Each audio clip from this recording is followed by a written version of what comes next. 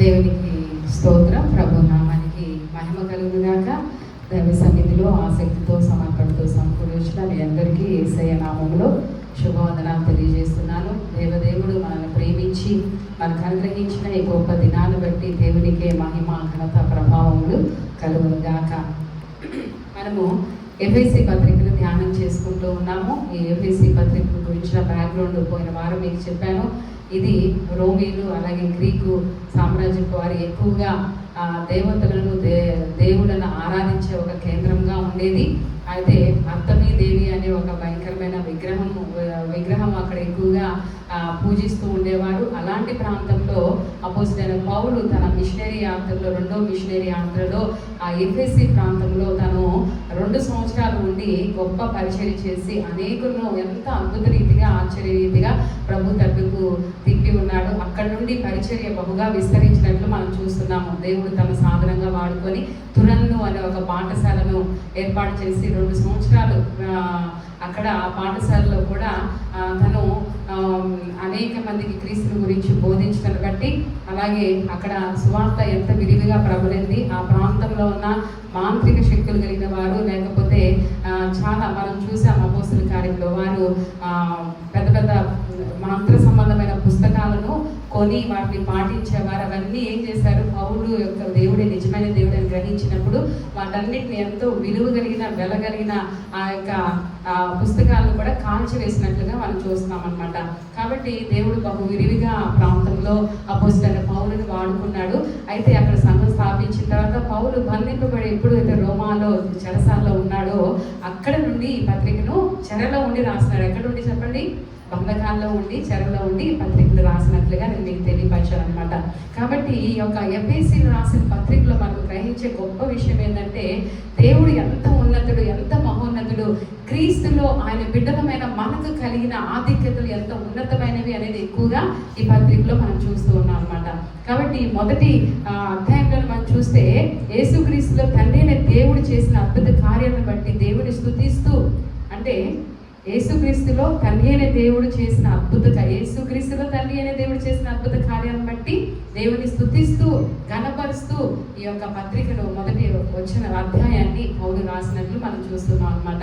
ఎంతో ఆత్మీయమైన ఉన్నతమైన లోతైన సత్యాలు ఎఫెసీ పత్రికలో ఉన్నాయి. అంటే దేవుడు మనల్ని ఎప్పుడు ఏర్పాటు చేసుకున్నాడంట, పోయిన వారం మనం చదువుకున్నాం కదా. క్రీస్తునందు మనం చూస్తే వాళ్ళ ముందుగా తన కోసము నిర్ణయించుకుని మనము తన ఎదుట పరిశుద్ధంలో నిర్దోషులమై ఉండవాలని జగత్తు పునాది వేయబడక ముందే, ఈ జగత్తుకు పునాది వేయబడక ముందే మనలందరినీ దేవుడు తన సంకల్పంలో ఏర్పాటు చేసుకున్నాడంట. అది ఆ విషయాన్ని మనం లోతుగా ఆలోచన చేస్తే, అంటే భూమి పునాదులు వేయబడక మునుపు, అంటే సర్వ సృష్టిని చేయక మునుపు, సమస్తమును చేయక ముందు, ఇక్కడ చూస్తే జగత్తు పునాది వేయబడక ముందే ప్రేమ చేత ఆయన క్రీస్తులో మనలందరినీ దేవుడు ఏం చేసుకున్నాడంట, ఏర్పాటు చేసుకున్నాడంట. మనం గ్రహించాల్సిన ఒక గొప్ప సత్యం ఏంటంటే తండ్రి అయిన దేవుడేమో సంఘానికి నిర్మాణకుడు అయితే ప్రభు అయిన యేసుక్రీస్తు ఏమో సంఘాన్ని తన వెల ఇచ్చి తన రక్తం ఇచ్చి విమోచించిన దేవుడుగా ఉంటే పరిశుద్ధాత్మ అనేవాడు సంఘాన్ని ఏం చేస్తున్నాడు, కాపాడుతున్నాడు. ఇంకో విధంగా చెప్పాలంటే తండ్రి అయిన దేవుడు మన నిర్మాణకుడు అయితే, ప్రభు అయిన యేసుక్రీస్తు మన పాప విమోచకుడు అయితే, మనము పరిశుద్ధాత్మ దేవుడు ఏం చేస్తున్నాడు, మనల్ని భద్రపరిచేవాడుగా ఉన్నాడు. దేవునికి స్తోత్రం, హల్లెలూయా. ఎంత గొప్ప ఆధిక్యతలండి, ఎంత గొప్ప ప్రణాళిక.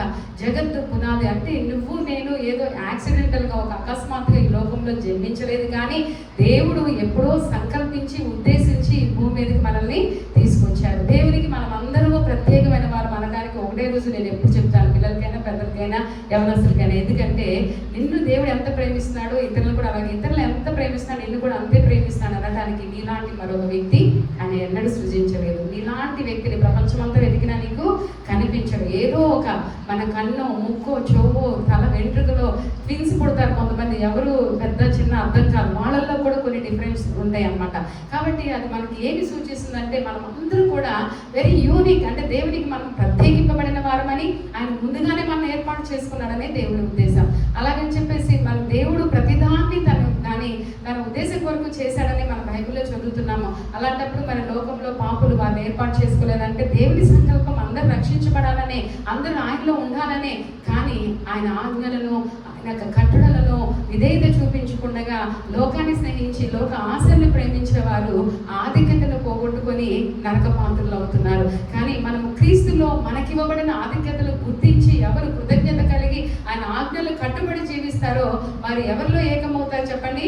క్రీస్తుతో ఏకమవుతారు, క్రీస్తుతో వారసత్వం కలిగి ఉంటారు.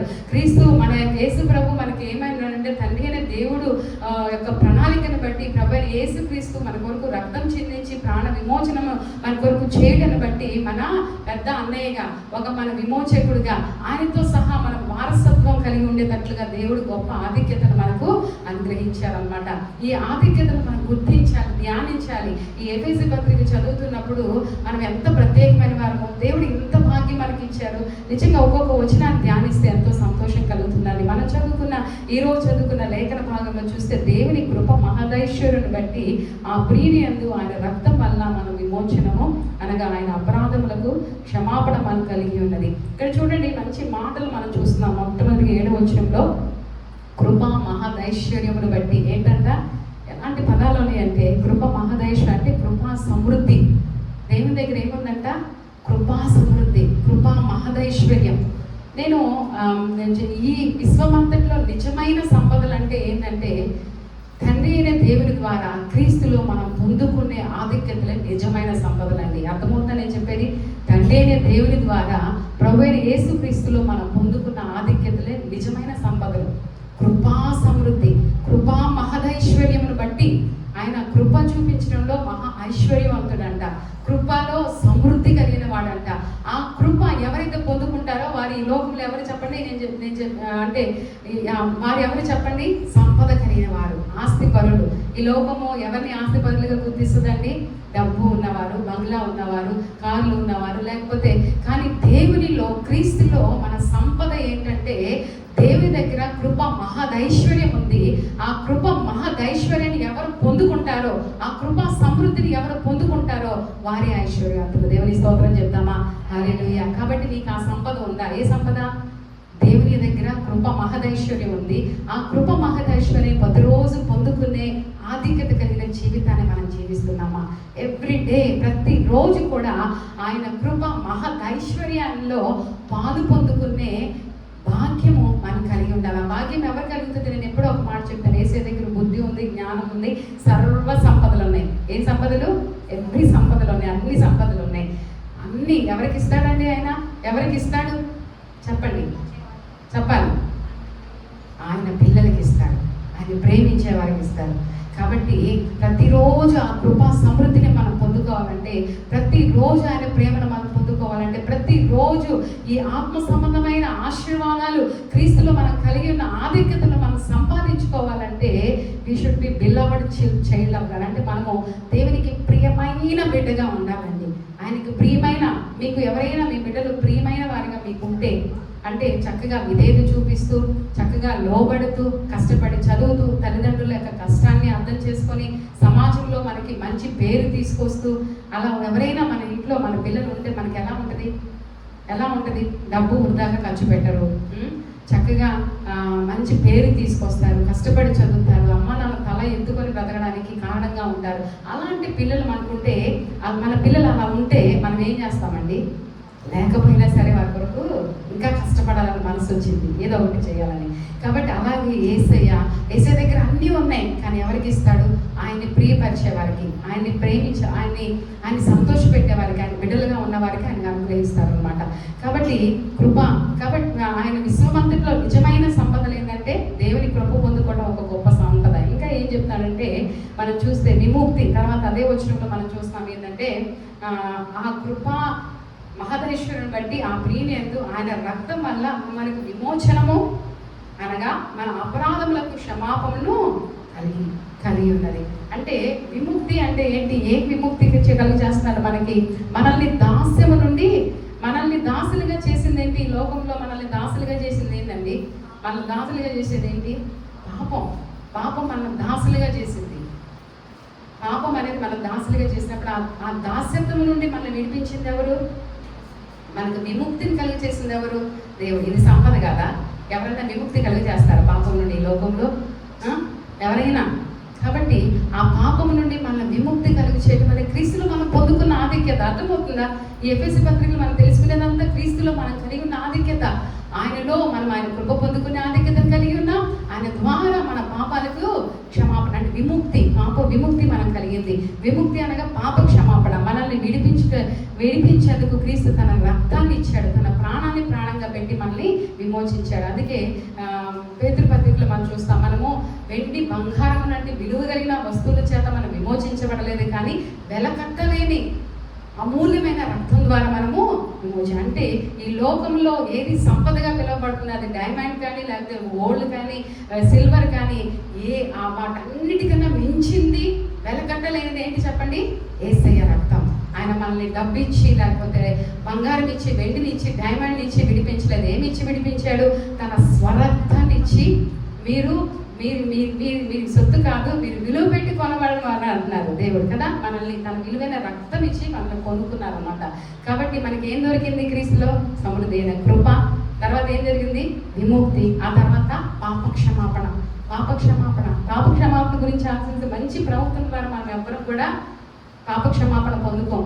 మనలో కొంతమంది ఎలా ఉంటారంటే, నేను ఏ పాపం చేయలేదు కదా, నాకు ఎందుకు పాపక్షమాపణ అన్నట్లు బ్రతుకుతా.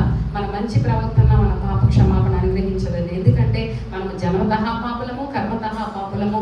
ప్రతిరోజు మనిషి తెలిసి తెలియక ప్రతిరోజు చూపు వల్ల, తలంపుల వల్ల, ఆలోచన వల్ల కూడా దేవునికి విరోధంగా ఏదో ఒకటి ఆలోచిస్తారంట. ఈ విధంగా మనం ఆలోచన చేస్తే మనల్ని పాప క్షమాపణ అనేది ఎవ్వరూ ఇవ్వలేంది. ఈ లోకంలో ఎవ్వరు ఇవ్వలేదండి. మనము ఏదైనా తప్పు చేసామని తెలిసి ప్రజలు మనల్ని క్షమించినా కూడా దాన్ని మనకి అదొక క్షమించినా కూడా వారు సంపూర్తిగా దాన్ని మర్చిపోలేరు. కానీ యేసు ఏం చెప్తున్నాడు? నేను మిమ్మల్ని క్షమిస్తే తూర్పుకి పడమటికి ఎవరైనా కొలత వేయగలిగారా? ఎంత దూరం ఉందో అంత దూరంగా వాటిని పడేస్తాను. సముద్రపు అగాధంలో, అంటే అసలు సముద్రపు లోతు ఎంత ఇప్పటికీ కనిపెట్టలేని పరిస్థితి. సముద్రపు అగాధంలో వాటిని అంటే కొత్త సృష్టిగా చూస్తారంట. వెన్ హి ఫర్గివ్స్ us, మనం క్షమించినప్పుడు మనం ఎలా చూస్తారంట? ఎంత గొప్ప క్షమాపణ. ఈ క్షమాపణ మానవులు ఎవరెవరైనా ఇవ్వగలుగుతారండి? చూడండి, ఇవన్నీ కూడా తండ్రి అయిన దేవుని ద్వారా క్రీస్తులో మనం పొందుకున్న ఆధిక్యతల గురించి మీతో మాట్లాడుతున్నాను అనమాట. కాబట్టి క్షమాపణ ఇచ్చాడు. ఇంకా మనం చూస్తే తర్వాత వచ్చేలో 8వ వచనం చూస్తే, కాలం సంపూర్ణమైన జరగవలసిన ఏర్పాటు పడి ఆయన దయా సంకల్పం చొప్పున తన చిత్తమును కూర్చున్న మర్మమును మనకు తెలియజేసి మన సంపూర్ణమైన జ్ఞాన వివేచన కలుగుటకు ఆ కృపను మన ఎడల విస్తరింపజేశాను. దేవునికి స్తోత్రం, హల్లెలూయా. కృపను ఏం చేశాడంట? విస్తరింపజేశాడంట. ఏదైనా మనకి ఇస్తే దేవుడు విరివిగా ఇస్తాడండి. ఏదైనా మనల్ని ఆశీర్వదించాలనుకుంటే ఏదో కొద్దిగా జాలే ఇది జాలే అనుకోడు. వేసే ఎలా ఇస్తాడు? సమృద్ధిగా ఆశీర్వదిస్తాడు, సంతోషంగా ఆశీర్వదిస్తాడు. కాబట్టి మనుషులు ఎవరైనా మనకు సహాయం చేస్తే మన అభివృద్ధిని చూసి వాళ్ళు వ్యసన పడతారు. దేవుడు అలా కాదండి. ఆయన మనల్ని ఏం చేస్తాడు? సమృద్ధిగా ఆశీర్వదిస్తాడు, విస్తారంగా ఆశీర్వదిస్తాడు. కాబట్టి ఈ ఆధిక్యతలు ఎంత గొప్పవో మనం ఈ తెలియక మనుషుల వైపు చూస్తాం, అటు చూస్తాం, ఇటు చూస్తాం, అటు ఇటు చూస్తాం. కానీ క్రీస్తులో మన ఆధిక్యతను మనం గుర్తిరిగి, క్రీస్తులో దాగి ఉన్న సంపదలు మనం గుర్తిరిగితే, క్రీస్తులో మనం కలిగి ఉన్న సమృద్ధిని మనం గుర్తిరిగితే ఏ మనుషుల వైపు చూడడం, ఎవరి వైపు చూస్తాం చెప్పండి? ఆయన చాలు. ఎందుకంటే మన స్థితిగతులకు చాలా దేవుడు, మనం దీవించగలిగే దేవుడు, మనల్ని ఆశీర్వదించగలిగే దేవుడు, మనల్ని అభివృద్ధి పరచగలిగే దేవుడు, మనల్ని హెచ్చించగలిగే దేవుడు ఆయనే. దేవునికి స్తోత్రం చెప్దామా? హల్లెలూయా. కాబట్టి ఎన్ని గొప్ప ఆధిక్యతలు వేసే మనకి ఇచ్చాడు. ఈ లేఖనాలు చదువుతుంటే అంటే దేవుడు మనం చూస్తే ఆయన మనల్ని ఏం చేశాడంటే, గాడ్ హ్యాస్ చూసన్ us, మనల్ని ఎన్నుకున్నాడు. ఎప్పుడు? జగత్తు పునాది వేయబడక ముందే మనల్ని ఎన్నుకున్నాడు. God has adopted us. ఆయన ఏం చేశాడంట? మనల్ని ఏం చేశాడు? అడాప్ట్ చేయడం అంటే ఏంటి? పిల్లలు కొంతమంది లేకపోతే ఏం చేస్తాడు? అడాప్టెడ్ అంటే దత్తపుత్రులుగా మనం చేశాడు. మనం అసలు మనలో ఏ యోగ్యత లేదండి, ఏ అర్హత లేదు. ఆయన మనల్ని ఏం చేశాడు? మనల్ని తన దత్తపుత్రులుగా చేసుకున్నాడు అన్నమాట. దత్తత తీసుకున్నాడు మనల్ని. ఏ మంచి మనలో లేదని తెలిసి కూడా మనల్ని దత్తత చేసుకున్నాడు. ఇంకా క్రీస్తులో మనకున్న ఆధిక్యతలని గాడ్ హెస్ రిడీమ్డ్ us. ఆయన మనల్ని ఏం చేశాడు? విమోచించాడు. మనం వెలకట్టలేని, మనము విడుదల పొందలేని బంధకాల్లో ఉన్న మనల్ని ఆయన ఏం చేశాడు? తన స్వరక్తం ఇచ్చి విమోచించాడు. తర్వాత God has made known to us the mystery of his will. దేవుడి ఇక్కడ ఒక అద్భుతమైన మాట ఉందండి, చూడండి. 9వ వచనంలో చూస్తే, కాలం సంపూర్ణమైనప్పుడు జరగవలసిన ఏర్పాటును బట్టి ఆయన తన దయా సంకల్పం చొప్పున తన చిత్తమును కూర్చున్న మర్మమును మనకు తెలియజేసి. దేవునికి స్తోత్రం. హల్లెలూయా. ఎప్పుడో ఉందంట యేసయ్య మన గురించిన ప్రణాళిక ఎప్పుడు ఉంది? జగత్తు పునాది వేయబడక ముందే ఉందంట. ఆ సమయం వచ్చినప్పుడు ఏం చేశాడు? దాన్ని బయలుపరిచారంట. బయలుపరిచి తన చిత్తమును కూర్చున్న మర్మం మనకు తెలియజేసి మనకు సంపూర్ణమైన జ్ఞాన వివేచన కలుగుటకు ఆ కృపను మన ఎలా విస్తరింపచేశాడు. ఒక్కొక్క మాట ధ్యానిస్తేనే చాలా సమయం పడుతుందండి. ఎంత గొప్ప ప్రణాళిక దేవుడికి మన పట్ల చూడండి. కాబట్టి ఆ తర్వాత మనం చూస్తే అంటే God has made known to us the mystery of his will. అంటే ఆయన చిత్తము, ఆయన ఉద్దేశం యొక్క మర్మాల్ని తన బిడ్డలకు ఏం చేశాడంట? బయలుపరిచారంట. సమయం వచ్చినప్పుడు ఆయన సంకల్పం ఏంటి మన పట్ల, ఆయన ఉద్దేశం ఏంటి అని సమయం వచ్చినప్పుడు మనకి ఆయన బయలుపరిచారు. తర్వాత గాడ్ హ్యాస్ గివెన్ us అనే ఇన్హెరిటెన్స్. మనకు అందరికి ఏమి ఇచ్చాడంట దేవుడు? స్వాస్థ్యం. కింద వచ్చిన అలా చదివితే చూడండి, మనం చూస్తే 10వ వచనంలో చూస్తే ఈ సంకల్పం బట్టి ఆయన పరలోకంలో ఉన్నవే కానీ భూమి మీద ఉన్నవే కానీ సమస్తము క్రీస్తునందు ఏకముగా సమకూర్చవలని తనలో తాను నిర్ణయించుకొని పరలోకంలో ఉన్నవారిని భూలోకం వారిని ఏకపరచడానికి మధ్యలో ఎవరిని ఏర్పాటు చేసుకున్నాడు? ప్రభువైన యేసుక్రీస్తుని ఏర్పాటు చేసుకున్నాడు అనమాట.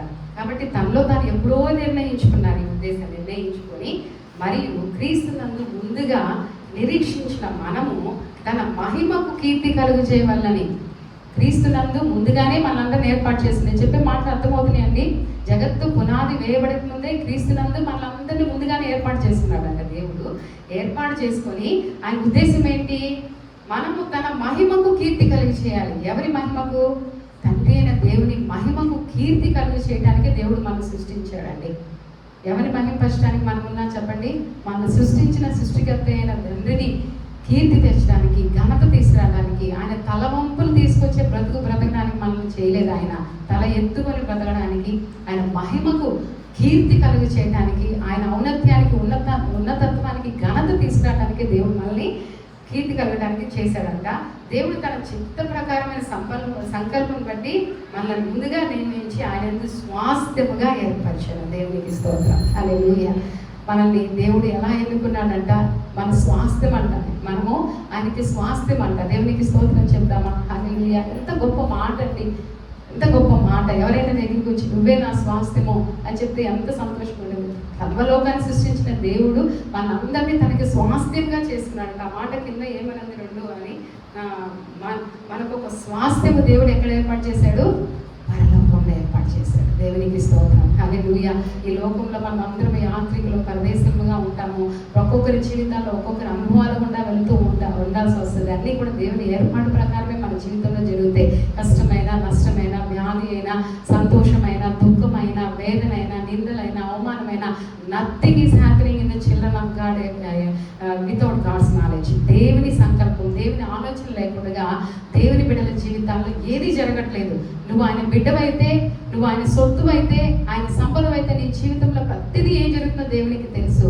ఈ లోకంలో మనకి నెమ్మది కలగకపోవచ్చు, సుఖము కలగకపోవచ్చు. అంటే లోక సంబంధమైన వాటిని బట్టి క్రీస్తులో మనకి ఎప్పుడు ఆనందమే. కానీ మనకు దేవుడు ఆయన ప్రియమైన బిడ్డల కొరకు ఏం ఏర్పాటు చేశాడంటే పరలోకంలో స్వాస్థ్యాన్ని. దేవునికి స్తోత్రం. హల్లెలూయా. నాకు ఒక స్వాస్థ్యం పరలోకంలో ఉందని చెప్పండి. గుండెల మీద చేసుకొని సంతోషంగా. ఈ లోకంలో మీ సంపద లేకపోయినా, ఆస్తి లేకపోయినా, డబ్బు లేకపోయినా, ఇల్లు లేకపోయినా నాకు పరలోకంలో స్వాస్థ్యం ఉంది. అది నాకు శాశ్వతమైనది, అది నాకు శాశ్వతమైనది అని మనము చెప్పుకొని ప్రభువుని బట్టి సంతోషించే వారంగా ఉండాలి. ఆయన మనకి స్వాస్థ్యమై ఉన్నారంట. కాబట్టి ఈ God has given us an inheritance. ఆ తర్వాత మనం చూస్తే కింద వచ్చినప్పుడు మనం చూస్తే మీరు చూడండి, సమస్యను జరిగించి మీరు సత్యవాక్యం అనగా మీ రక్షణ సువార్త విని క్రీస్తులను విశ్వసించి వాగ్దానం చేయబడిన ఆత్మ చేత ముద్రింపబడితే. దేవునికి స్తోత్రం. హల్లెలూయా. ఎన్ని మాటలు ఉన్నాయో చదువుతుంటే ఈ వాక్యంలో. మనము వాగ్దానం చేయబడిన దేవుని ఆత్మ చేత మనం ఏమయ్యామంట? ముద్రించబడ్డామంట. ముద్ర అంటే తెలుసు కదా మీకు. ముద్ర గురించి తెలిసి మనం చూస్తే చాలా, అంటే ఒక పోస్ట్ ఆఫీస్లో కూడా ఒక ముద్ర వేస్తారు, అవునా? ముద్ర వేస్తే ఇది పలానా వాళ్ళది కదా, ముద్ర మనం ఒక ఇది నాది అన్న ముద్ర వేసిన తర్వాత మనకే చెందింది. మనం ఇంకా మీకు ఎగ్జాంపుల్గా చెప్పాలంటే రాజులకు ఆ దినాల్లో మనం ఎస్తేర్ గ్రంథాన్ని చదివేటప్పుడు రాజుకు ఒక ఉంగరం ఉంటుంది. ఆ రాజుగారి ఇమేజ్తో ఉంటుంది, ఆయన బొమ్మతో. ఆ ఉంగరాన్ని ఎప్పుడైతే ఒక దాని మీద ఆయన ముద్ర వేశాడో అది ఏమవుతుంది, ఎవరు దాన్ని తీసివేయడానికి లేదు, అది వాళ్ళ స్వాస్థ్యం అయిపోతుంది. ముద్ర వేసి ఒకటి ఇచ్చారండి, అర్థమవుతుందా? అలాగే ఇక్కడ చూస్తే పరిశుద్ధాత్మ దేవుడు అంటే దేవుడు క్రీస్తులో మనందరిని ఏర్పాటు చేసుకొని తన ఆత్మ ద్వారా మనకి ఏం వేశాడంట, ముద్ర వేస్తాడంట. ఏమైనా ముద్ర? మీరు నా సొత్తు, నా వాళ్ళు. మనం అందరం కూడా ముద్రింపబడ్డాం. ఎలా ముద్రింపబడ్డాం మనం చూస్తాం. ఇప్పుడు అంత్య దినాల్లో కూడా ముద్ర అనేది ఒకటి రాబోతుందని మనం వింటున్నాం. అదేంటి? The mark of the beast, అంటే సాతాను యొక్క, అంత్యక్రీస్తు యొక్క ముద్ర. నేను అనుకుంటాను ఒకసారి ఒక ముద్ర వేసిన దాని మీద ఇంకో ముద్ర ఎవరు వేయలేరు, అర్థమవుతుందా? కాబట్టి మనం అందరం కూడా క్రీస్తులో ముద్రించబడితే, నీవు దేవుని బిడ్డ, దేవుని స్వాస్థ్యము అని ఒకసారి నువ్వు ముద్రించబడితే సాతాను తన సొత్తుగా నిన్ను చేసుకోలేదు. మనం ఈ లోకంలో ఉండగా మనము ఎవరి బిడ్డల మాపాల ముందు చెప్పండి, అర్థమవుతుందని నేను చెప్పేది. మనము పరిశుద్ధాత్మ ద్వారా ఎవరి సొత్తుగా ముద్రించబడాలి? దేవుని సొత్తుగా ముద్రించబడాలి. పరిశుద్ధాత్మ ద్వారా, పరిశుద్ధాత్మ దేవుడు అంటే మనలో నివసించి మనము నిష్కళంకంగాను, నిందారహితంగాను, నిర్దోషులుగాను ఉన్నప్పుడు పరిశుద్ధాత్మ దేవుడు మన మీద ఏమని ముద్ర వేస్తాడంట? ఈ బిడ్డ దేవుని సొత్తు, దేవుని స్వాస్థ్యము, దేవుని సంపద అని ముద్ర వేసిన తర్వాత ఆ ముద్ర మీద ఇంకొకళ్ళు వచ్చి నాది అని తీసుకోవడానికి లేదు. ఎవరు తీసుకుంటారు? తండ్రి అనే దేవునికే చెందుతారు. నేను చెప్పే సత్యం అర్థమవుతుందండి. కాబట్టి భయపడొద్దు. ఎప్పుడు భయపడాలంటే పరిశుద్ధాత్మ దేవుడు మిమ్మల్ని క్రీస్తు బిడ్డ అని ముద్రించకపోతే భయపడాలి. నువ్వు క్రీస్తు బిడ్డగా ముద్రించబడితే లోకం నిన్నేమి చేయలేదు, సాతాను నిన్నేమి చేయలేదు, ఏ దుష్టుడు నిన్నేమి చేయలేదు, మరొకరు ఇంకో ముద్ర వేసి నిన్ను తీసుకోలేరు. కానీ నువ్వు క్రీస్తు బిడ్డగా పరిశుద్ధాత్మ ద్వారా ఏమవ్వాలి చెప్పండి? ముద్రించబడాలి. అదే మనం ఇక్కడ చూస్తున్నాము. ఈ దేవుడు ఎంత అద్భుత వాగ్దానం చేయబడి ఆత్మ చేత ముద్రింపబడి క్రీస్తునందు విశ్వాసం ఉంచి, ఎవరైతే క్రీస్తునందు విశ్వాసం ఉంచి దేవుని కొరకు సాక్షిగా జీవిస్తున్నారో వారందరూ ఏమవుతున్నారు? ముద్రించబడుతున్నారు. ఏమైనా ముద్రించబడుతున్నారు? ఈ బిడ్డ దేవుని బిడ్డ అని పరిశుద్ధాత్మ దేవుడు ఏం చేస్తున్నాడంట? ముద్ర వేస్తున్నాడు. ఒక్కసారి వ్యక్తిగతంగా ఆలోచన చేసుకోండి. నీవు దేవుని బిడ్డ అని పరిశుద్ధాత్మ ద్వారా ముద్రించబడ్డావా లేదా? నేను చెప్పే వాక్యాలు అర్థమవుతాయో తెలియదు, కానీ ఆలోచించండి. దేవుని పరిశుద్ధాత్మ ద్వారా నువ్వు దేవుని బిడ్డ అని ముద్రించబడకపోతే లోకము తన స్వాస్థ్యం చేసుకునే అవకాశం ఉంటుంది, సాతాను తన స్వాస్థ్యం చేసుకునే అవకాశం ఉంటుంది. నువ్వు క్రీస్తులో దేవుని బిడ్డగా ముద్రించబడితే ఎవరు నిన్ను ఏమీ చేయలేరు అనమాట. అది మనకి చాలా ప్రాముఖ్యం. తర్వాత చూస్తే 14వ వచనంలో దేవుని మహిమకు కీర్తి కలుగుండి ఆయన సంపాదించుకున్న ప్రజలు విమోచనము కలుగు నిమిత్తము ఆ ఆత్మ మన స్వాస్థ్యమునకు సంచికరువుగా ఉన్నాడు. ఆత్మ మన చూడండి, ఇక్కడ చూస్తే పరిశుద్ధాత్మ దేవుడు మన స్వాస్థ్యమునకు, పరలోకంలో మనకున్న స్వాస్థ్యమునకు సంచికరువుగా ఉన్నాడంట. సంచికరువు అనంటే అర్థం ఏంటంటే, మీకు ఈజీ భాషలో అర్థం అవ్వాలంటే బినామిని అంటారు కదా, తెలుసు కదా. కాబట్టి అంటే పరిశుద్ధాత్మ దేవుడు మనకి ఏమై ఉన్నాడు? ఆ స్వాస్థ్యమునకు అప్పుడు వరకు మనం దాన్ని పొందుకునేంత వరకు ఏమై ఉన్నాడు? ఆయన బినామినిగా ఉన్నాడు అనమాట. కాబట్టి మన జీవితాల్లో పరిశుద్ధాత్మ చేత పరిశుద్ధాత్మ దేవుడు తండ్రికి మనల్ని సొత్తు చేయడానికి, అంటే సంఘాన్ని మన నిర్మాణకుడు తండ్రి అనే దేవుడు అయితే, మన విమోచకుడు ప్రభువైన యేసుక్రీస్తు అయితే, అంతవరకు మనల్ని భద్రపరిచి పరలోక స్వాస్థ్యాన్ని మనం సంపాదించుకుంటూ మనల్ని కాపాడేదెవరు?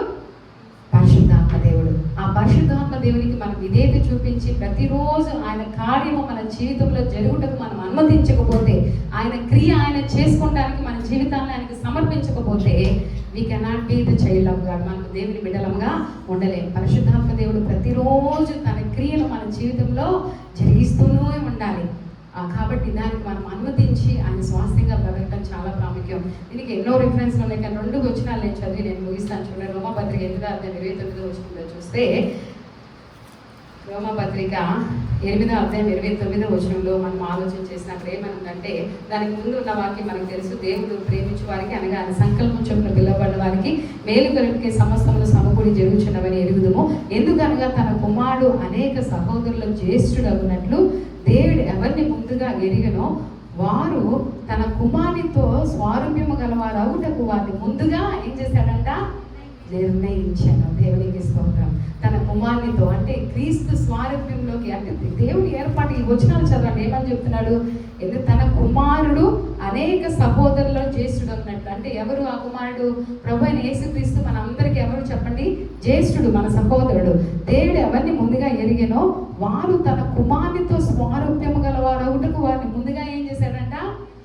మనందరినీ కూడా క్రీస్తులో స్వారూప్యం కలిగిన వారంగా ఉండటకు క్రీస్తు దేవుడు మన ముందుగానే ఏర్పాటు చేశాడని వాక్యం మనకు స్పష్టంగా తెలియపరచబడింది. 1 కొరింథీ పత్రికల్లో కూడా 15వ అధ్యాయం 49వ వచనంలో కూడా ఒక మాట చదువుతాము. 15:49 1 కొరింథీ పత్రిక 15వ అధ్యాయం 49లో చూస్తే, మరియు మనం మంటి నుండి పుట్టిన వాని పోలికను ధరించిన ప్రకారము పరలోక సంబంధి పోలికయు ధరించము. దేవునికి స్తోత్రం. మట్టిలో నుండి మనం ఎలా పుట్టామో ఆయన కుమార్తెలుగా ఆయన కుమారులుగా అయినప్పుడు మనం ఏం పోలిక కలిగి ఉంటున్నాము? పరలోక సంబంధమైన పోలికను మనము కలిగి ఉంటున్నాం. అందుకే నికోదేమస్ యేసయ్య దగ్గరికి వచ్చినప్పుడు నేను పరలోకంలో చేరాలి, నిత్య జీవం పొందాలంటే ఏం చేయాలంటే ఏం చెప్పాడు యేసయ్య? నువ్వు నీటి మూలంగా జన్మించాలి, తర్వాత ఏమవ్వాలి? ఆత్మ మూలంగా జన్మించాలి. కాబట్టి ఆత్మ మూలంగా జన్మించడం అంటే అక్కడ స్పష్టంగా చెప్పాడు. పరిశుద్ధాత్మ దేవుడు ఒక వ్యక్తి, ఆ వ్యక్తి మన జీవితంలో కార్యం జరిగించాలి, ఆ వ్యక్తి మనల్ని దేవుని బిడ్డలుగా ముద్ర వేయాలి, ఆ వ్యక్తి మనము పరిపూర్ణంగా తయారు చేయాలి. కాబట్టి ప్రతిరోజు దేవుని ఆత్మతో నింపబడి దేవుని పరిశుద్ధాత్మ స్వరానికి విధేయత చూపించి దేవునికి పరిశుద్ధాత్మకు లోబడే వారి జీవితాలు ఎలా మారుతాయి చెప్పండి? క్రీస్తు పోలికగా మారుతాయి. అలా కాకుండా మనం చేసిన తప్పులే పదే చేస్తున్నాం, పొరపాట్లే పదే చేస్తున్నామంటే మనం ఎన్నటికీ ఎవరి స్వరూపంలోకి మార్చబడలేని చెప్పండి? దేవుని స్వరూపంలోకి మార్చబడలేం.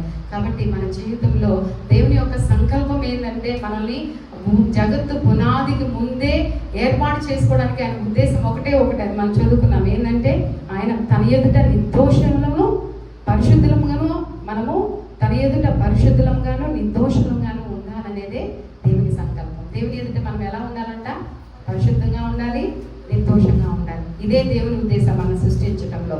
మనం ఈ లోక యాత్రను ముగించినప్పుడు మనం పొందుకోవాల్సిన సాక్ష్యము మనం పరిశుద్ధులమని నిర్దోషులమని దేవుని చేత. కాబట్టి తన పాపములకు పరిహారం పొందినవాడు, ఆత్మలో కపటం లేనివాడు ధన్యుడు అనే వాక్యాన్ని మనం మర్చిపోవడానికి వీల్లేదన్నమాట. కాబట్టి ఈ లోకంలో జీవించేటప్పుడు మనం ఎదుర్కొనే ఎన్నో పరిస్థితుల్లో మన అపనమ్మకస్తులుగా చేస్తే ఒక్కోసారి దేవుడు మనకి ఇచ్చిన వ్యవహారాల్లో, కుటుంబ వ్యవహారమే కానీ లేకపోతే దేవుడు ఇచ్చిన బాధ్యత విషయాల్లో మనం ప్రతి విషయంలో కూడా నమ్మకత్వాన్ని, పరిశుద్ధతను, యథార్థతను మనము కలిగి ఉండటం అనేది చాలా ప్రాముఖ్యం అన్నమాట. కాబట్టి ఒక హస్బెండ్ అండ్ వైఫ్ రిలేషన్షిప్లో ఎంత వారు ట్రాన్స్పరెంట్గా ఉంటారో, ఎంత యథార్థంగా ఉంటారో, వారు ఆ కుటుంబాలు ఎంతో పటిష్టంగా ఉంటామని. అలాగే క్రీస్తు మన వరుడై ఉన్నాడు, మనం ఆయన వధువై ఉన్నాము. ఆయనకి మధ్యలో మనకి ఏమి ఉండకూడదు, ఎలాంటి రహస్యాలు ఉండకూడదు. భార్య తెలియకుండా భర్త ఏమని చేసినా, భర్తను తెలియకుండా భార్య ఏమని చేసినా ఎలా ఉంటుందండి? ఆ కుటుంబం పటిష్టంగా ఉండగలుగుతుందా? ఆ కుటుంబంలో సమాజంలో కీర్తి కలిగి ఉంటారా? ఘనత కలిగి. అలాగే మన జీవితంలో దేవుని తండ్రి అయిన దేవుడు క్రీస్తుతో, అంటే ఆయన మన శిరస్సు ఉన్నాడు, మనము ఆయన అవయవాలమై ఉన్నామని మనము ఆ విధంగా ఎఫెసీ పత్రికలో పోల్చడం మనం చూస్తాం. కాబట్టి ప్రతి విషయంలో కూడా ట్రాన్స్పరెంట్గా ఉంది. ఎవరి దగ్గర? క్రీస్తు దగ్గర మనం యథార్థంగా ఉండాలి. మనల్ని మనంగా ఆయన దగ్గర ఒప్పుకోవాలి. మనం మనంగా అయ్యా నేను ఇలా వచ్చాను, మనం నా సర్వాది నిధివి నీవే, నీ సన్నిధికి వచ్చాను, ఎలా ఉన్నాను అలా వచ్చాను, నన్ను నీవే పరిశుద్ధుడు మార్చని పాడతాం కదా. అలాగే మన జీవితంలో దేవుని ఎదుట యథార్థంగా ఉండాలి. పరిశుద్ధాత్మ దేవుని ఎదుట, మన ప్రభువైన యేసుక్రీస్తు ఎదుట మనం ఎలా ఉండాలి చెప్పండి? యథార్థంగా ఉండాలి. ప్రభా నేను వచ్చిన రీతిగానే నేను ఎలా ఉన్నానో అలా వచ్చాను, నన్ను మార్చు, నా లోపాలు మార్చు, నన్ను పరిశుద్ధపరచు, నిన్ను మహింపరచుటకు, నిన్ను కీర్తి కలిగించేందుకు, నీ ఎదుట యథార్థంగా ఉండటకు, నిర్దోషంగా ఉండటకు, నిన్ను కనపరచు, నాకు సహాయం చేయండి. ప్రతి విషయంలో ఏం చేయాలి చెప్పండి? దేవునికి మనము నమ్మకంగా మనం జీవిస్తే దేవుని దగ్గర ఉన్న సర్వ ఆశీర్వాదాలు మనకి ఇస్తాడు. ఏ ఆశీర్వాదాలు ఒకటి చెప్పండి, మిమ్మల్ని వదిలిపెడతాను. ఏం చెప్పారు? కృపా సమృద్ధి, ఇంకా ఏం సమృద్ధి చెప్పండి? విముక్తి కలిగింది ఆయన ద్వారా మన వారికి. ఇంకా ఏం కలిగింది? పాప క్షమాపణ కలిగింది. ఇంకా చెప్పాలి. కొన్నన్నా మీరు గుర్తుపెట్టుకోవాలని ఆశ. ఏం చేశారు? ఆయన ద్వారా మనకి కృపా సమృద్ధి కలిగింది, విముక్తి కలిగింది, క్షమాపణ కలిగింది, తర్వాత మనము విమోచించబడ్డాము. ఇవన్నీ కూడా మనం చూస్తే ఇంకా ఏం ఆధిక్యతలు మనం ఆయన క్రీస్తులు మనందరినీ ఏం చేస్తున్నాడు? ముందుగానే ఎన్నుకున్నాడు, తర్వాత మనందరినీ అడాప్ట్ చేసుకున్నాడు, దత్తపుత్రులుగా చేసుకున్నాడు, ఇంకా మనందరినీ విమోచించాడు, ఇంకా మనందరికీ తన యొక్క చిత్తం యొక్క మర్మాలను తన బిడ్డలకు బయలుపరిచాడు. తర్వాత ఆయన మనకి స్వాస్థ్యమై ఉన్నాడు. ఆ తర్వాత మనం చూస్తే ఆయన మనల్ని ఏం చేశాడు? ముద్రించాడు. పరిశుద్ధాత్మ ద్వారా ఆయన బిడ్డలుగా మనకు ముద్ర వేస్తున్నారు అనమాట. ఇంకా ఆయన ఏమై ఉన్నాడు? మన యొక్క సంచికరమే ఉన్నాడు మన ఆత్మలకు. కాబట్టి ఇన్ని ఆధిక్యతలు తండ్రి అయిన దేవుల్లో క్రీస్తు ద్వారా మనం కలిగి ఉన్నాం కాబట్టి ఆయన మనం ఎంత కీర్తించాలో, ఎంత కనపరచాలో, ఎంత స్తుతించాలో, ఎన్ని స్తుతించినా ఎన్ని చెల్లించినా ఆయన రుణాన్ని మనం తీర్చుకోలేం. ఈ లోకంలో నిజమైన సంపదలు అంటే ఏం చెప్పండి? విమోచించబడటం, క్షమించబడటం, కృపను పొందుకోవటము కదా. ఎవరైనా ఆలోచిస్తారా వీటిని సంపదలుగా? మనుషులు ఎవ్వరు ఇవ్వలేని సంపదలండి ఇవి. కాబట్టి మన జీవితంలో ఆ సంపదల కోసం అడుగుదాం. ప్రభు, నీ బిడ్డ నీ సన్నిధికి వచ్చాను, నన్ను కనికరించండి. నీ కృప మహాదైశ్వర్యం నాకు అనుగ్రహించండి. నీ విమోచన, నీ పాప క్షమాపణ నాకు అనుగ్రహించండి. నన్ను దత్తపుత్రిగా చేసుకో ప్రభు. ఇంకా నేను నీ పుత్రుడిగా ఉండలేకపోతున్నాను. ఆ భాగ్యము నాకు దయచేయి. పరలోక స్వాస్థ్యాన్ని నాకు కూడా ఉంచు ప్రభు. నాకు కావాలి యేసయ్యా. నీ పరిశుద్ధాత్మ ద్వారా నన్ను ముద్రించేసయ్యా నీ బిడ్డగా. నా ఆత్మకు నువ్వు సంచికరువుగా ఉండయ్యా అని ప్రభు సన్నిధిలో మనం దేవునికి సమర్పణ చేసుకుంటూ ఆ సంపదల కోసము